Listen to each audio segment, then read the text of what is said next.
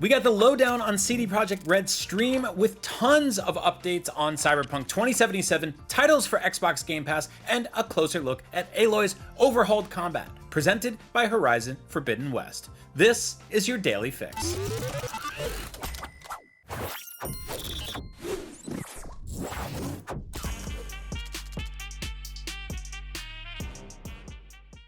Presented by Horizon Forbidden West.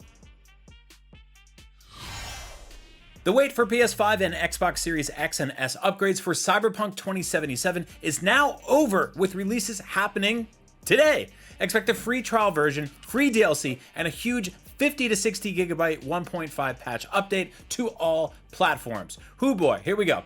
Announced today on the CD Projekt Red stream, the new versions and 1.5 patch have some serious overhaul, with the Xbox version getting a patch upgrade and the PS5 getting an entirely new version of the game that will require players to transfer their existing save data from the PS5 edition.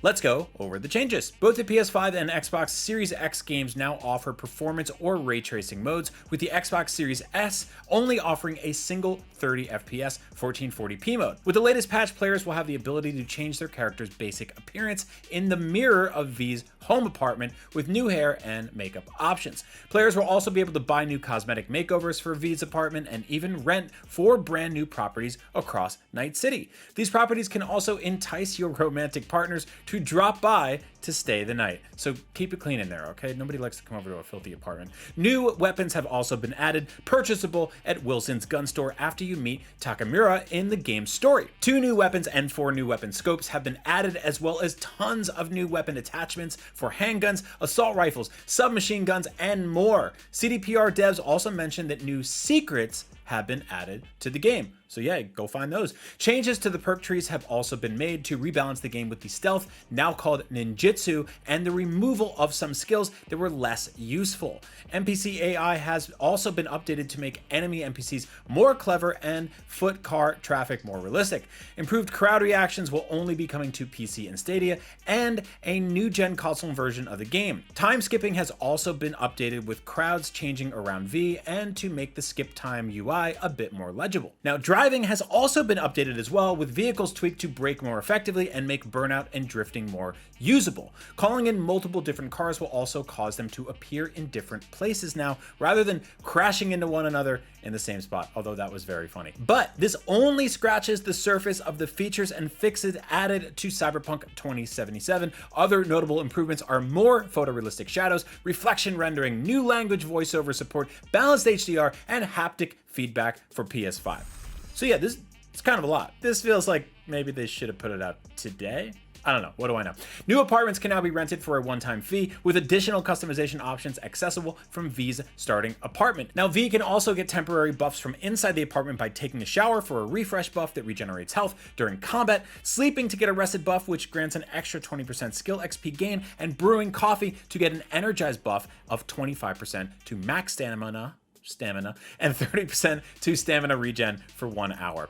Now, a new photo mode with new poses for Johnny Silverhand available in flashback scenes, as Johnny has also been added. The lengthy list of patch notes with updates to combat AI, crowd improvements, driving vehicles, vehicle traffic, gameplay, quests, environment levels, and more can all be found in IGN's detailed article. I highly recommend taking a peek at it, as it has changed constantly. So for instance, you can even sell old cyberware to Ripper Docs now. River will finally stop hanging up on you. There's just so much here. Also on PC and console specific changes, there's benchmark modes and the removal of NVIDIA 700 series graphics cards. Read that whole thing. It's just it's like a CVS receipt of patch notes. It's gigantic. Moving on, Xbox Game Pass games for the second half of February have been revealed and include some notable games to sink your teeth into.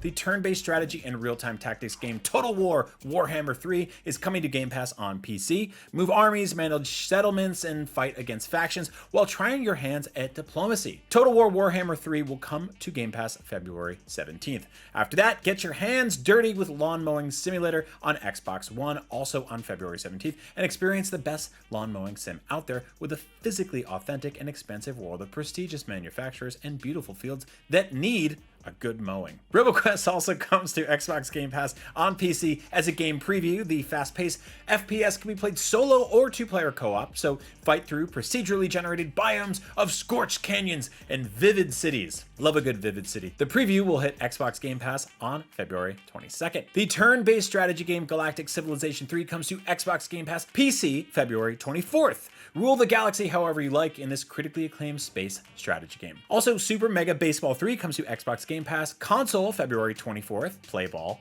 Then the psycho horror hack and slash Alice Madness Returns comes to Xbox Game Pass on PC February 28th. Dive deep into the dark and violent side of imagination as Alice faces demons that haunt her visions.